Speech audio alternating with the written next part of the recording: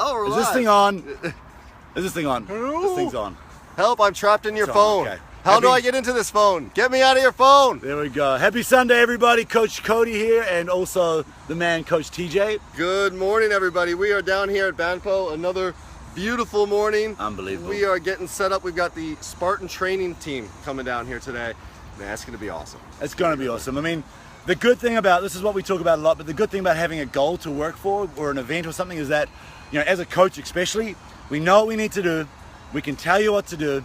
And then you do it because we have a common end to this goal. We want to get there. If it's a general workout and we say, hey, let's crawl for 400 meters, half the group's probably going to tell us to get out of here. Pound sand. See you later. That's a nice way So find that group. I mean, we took all over and again, but find that group with a common cause, common event to work towards, and you'll excel. You'll do way more than you ever thought imaginable. So I have become a bit addicted to these Spartan races. Yes, they're very addictive. They are very addictive. And the reason for that is what Coach Cody just said is, A, it gives you a goal to work towards. So, you know, if you're running 2 or 3 a year, you've got a really cool training cycle going. But at the same time, what I have is the Spartan race is what? It's 15 obstacles, minimum. Yeah. 15 obstacles that are all very different that you need to train towards. So you have this giant goal of finishing a Spartan race, completing an obstacle course race.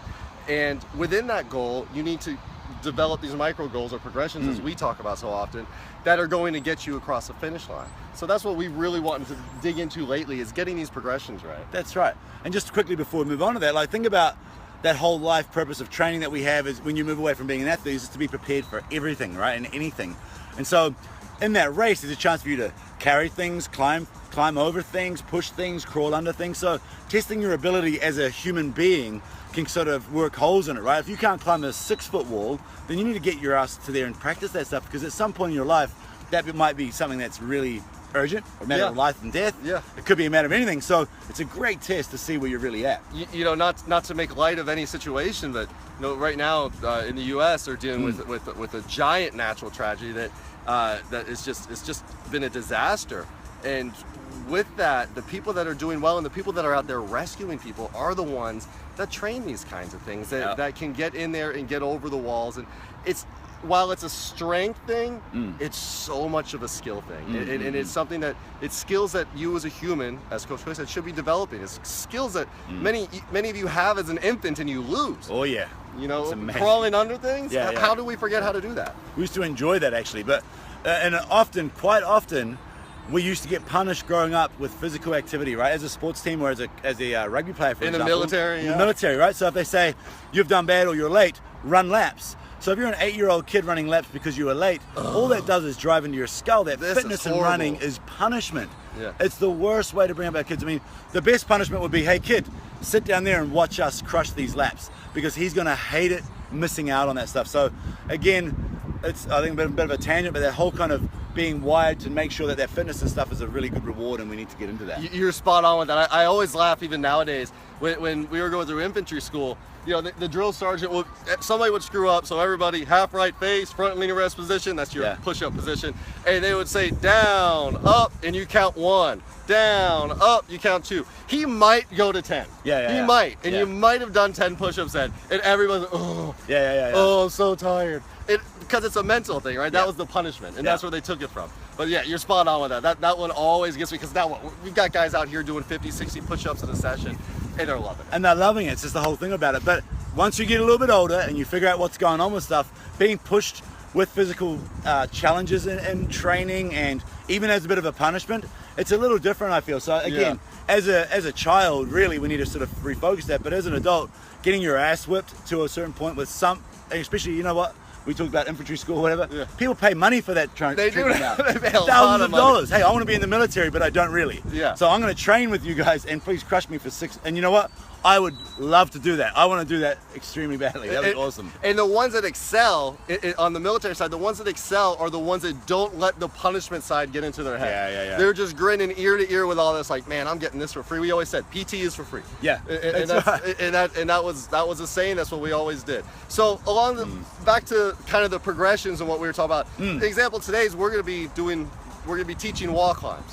And if anybody thinks that they can just go run up to a 6-foot wall without a plan in their head of how they're going to attack that, or not a good plan in their head of how they're going to attack that. Yeah, they might just smack right into the wall. Yeah, it's gonna be like the Road Runner, yeah, something like slide that. Down. It's gonna be a cartoon. So what we want to do is we know that the people that we're training with have that requisite strength. So I'm just answering the GP. I didn't see that. Oh, Thanks. okay. Sorry, GP. Nice. So, anyways, GP, you're killing me this morning. Killing me last night, you're killing me this morning. So, anyways, back to that. They're climbing over the walls. If you don't have a plan, you're not going to succeed. So today, we know they have the requisite strength.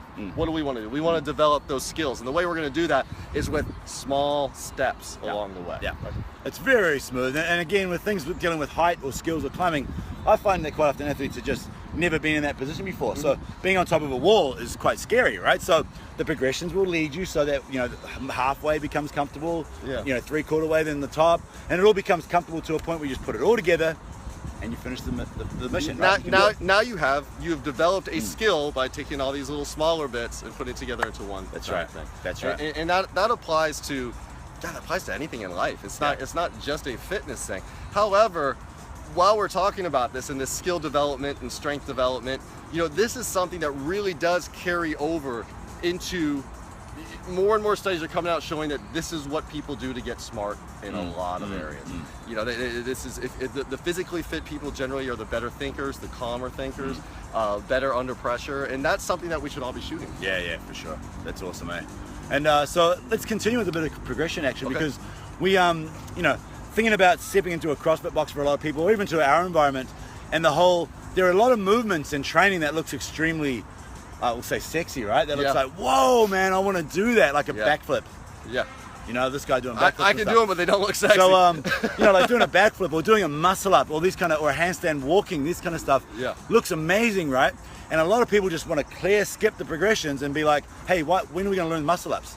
And you're on day one, you haven't even worked out how to do a push-up properly yet. Yeah. But that's kind of ego and excitement and wanting to be there. But the good thing about those kind of classes and good coaches is that they slow you right down and let you understand that if you can do X, Y, and Z extremely well, branching off into all these other skills will just be a give me. We can work on those again easily when you have this foundation. So I made a mistake myself when I started CrossFit. Well, we all do, but I made one mistake. One of the mistakes that I made was I got the kipping muscle up before I got the strict muscle up. And the difference of that for anybody that's not into that is a kipping muscle up is kind of a swing on the rings to get yourself over and up.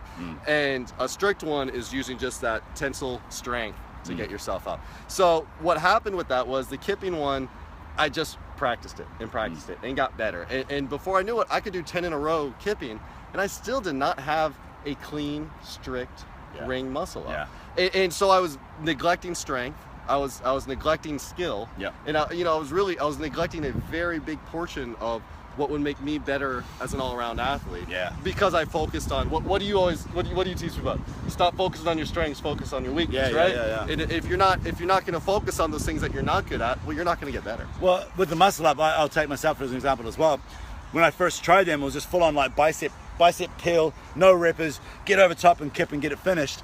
After a year of doing workouts where I could never do more than like 3 in an entire workout, and then being in the CrossFit in the regional games here in like 2012 where I failed miserably and I stood at the rings and watched and everyone else took off and I was just down there trying to get singles and I sucked so badly.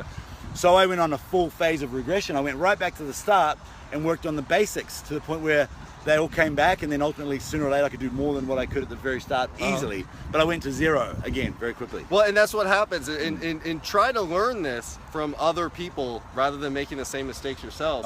Is when you see people go way too far in one direction that they all of a sudden have to regress. Don't do that yourself, especially in a specific movement that you might all be working on together. Understand that it takes those little tiny progressions. You can't squat 300 pounds on your back if you don't have a good air squat first. I mean, it's just the two, but we see it. We see people that are not mobile enough to get into a good squat position without, but then all of a sudden, if you put 300 pounds on their back, I'm totally talking about Coach Cody right now. If you put 300 pounds on their back, the weight puts them into that position. It shouldn't be that way. They should be able to put themselves into that position. Or you just wear like lifting shoes that are about this high. And just can sit back there and like really get into it. Oh, full depth. No. Full depth. No. Ass to grass. You know it. So, but yeah. So what else been going on, TJ? What's been going on in your world? What are you learning these days? So today I want to learn how to do a cartwheel. So this is. Hey, should we get a quick demo since we're right here in the park right now? Wait, hold on, TJ. Let's get this done. We need to see this. Here, TJ, over here, buddy. Over here. Okay. Hold on. Is Jane here? Jane's gonna coach me today. All right, you're actually in shot. If you start on the side here a little bit, you'll be fine. Okay. Right. Coach TJ's cartwheel. Not bad, actually. Not bad. It's not good. Not bad. Good. Guys, open for critique. How was that cartwheel? If you couldn't see it properly. My hips hurt. So why don't we do, today might be one of those challenges where you see it now, and then after we get Jane coach to help us out a little bit, you'll see it again at the end. He can show you a completed cartwheel. So I already know, I already know where my fault lies. My fault lies in my mobility. And if I'm not taking the time, or one of my faults lies in my mobility.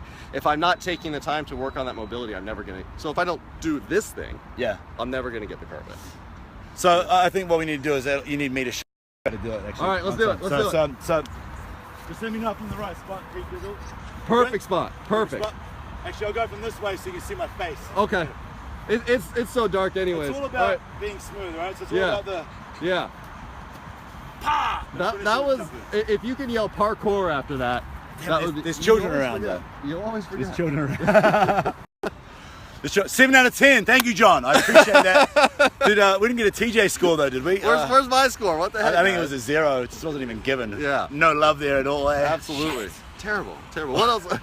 What other stupid human trick should we work on today? God, we'll work on everything. We'll work on it all and get hurt.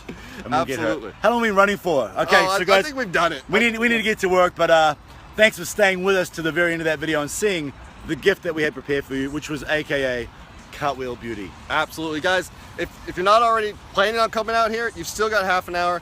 Get your asses down to Banpo. We've got an amazing crew coming out. We've got amazing coaches, amazing team, and we're gonna learn some amazing stuff. Awesome team. Take care, everybody, and we'll see you all soon. Coach TJ out. Coach Hunter out. Oh, that was well taken.